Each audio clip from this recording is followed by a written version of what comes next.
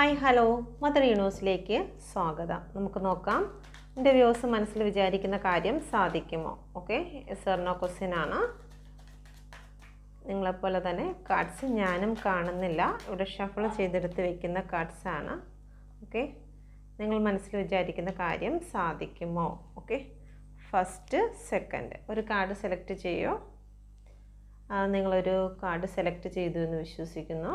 Okay, first card select ചെയ്തവർക്ക് നിങ്ങൾ മനസ്സിൽ വിചാരിച്ച കാര്യം സാധിക്കുമോ. ഇവിടെ 7 ഓഫ് പെൻറ്റിക്കിളിൻ്റെ എനർജിയാണ് വന്നിരിക്കുന്നത്. നിങ്ങൾ മനസ്സിൽ വിചാരിച്ച കാര്യം നിങ്ങളിപ്പോൾ കുറേ നാളായിട്ട് അതിനുവേണ്ടി വെയിറ്റിംഗ് ആണെങ്കിൽ ഉടൻ തന്നെ അത് സംഭവിക്കുന്നുണ്ട്.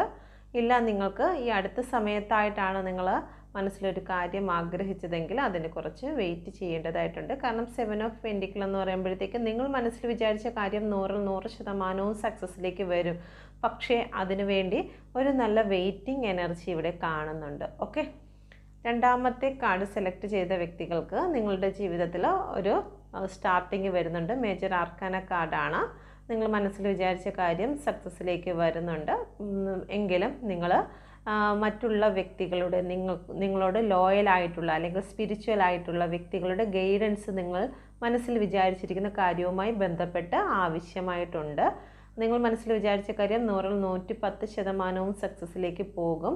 പക്ഷേ ഒരു ഗൈഡൻസോടുകൂടി മുന്നോട്ട് പോകേണ്ടതായിട്ടുണ്ട് എന്നുള്ളതാണ് ഇവിടെ പറയുന്നത്. ഓക്കെ, നിങ്ങൾ മനസ്സിൽ ഇഷ്ടപ്പെടുന്ന വ്യക്തി, ആ വ്യക്തി ആരുമാകട്ടെ, ആ വ്യക്തിക്ക് നിങ്ങളോടുള്ള ഫീലിങ്സ് എന്താണ്.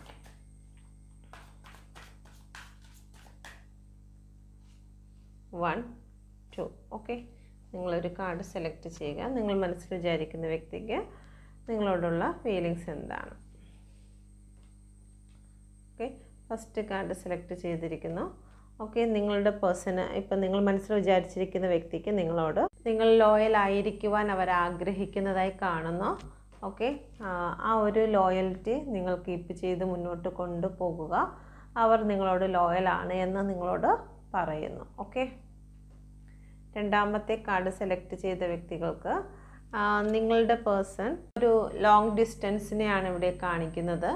ലോങ് ഡിസ്റ്റൻസിൽ ഒരുപാട് മിസ് ചെയ്യുന്നതായി കാണുന്നു. നിങ്ങൾ നഷ്ടപ്പെടുമോ എന്നുള്ള ഒരു ഭയം ഇവിടെ കാണുന്നുണ്ട്.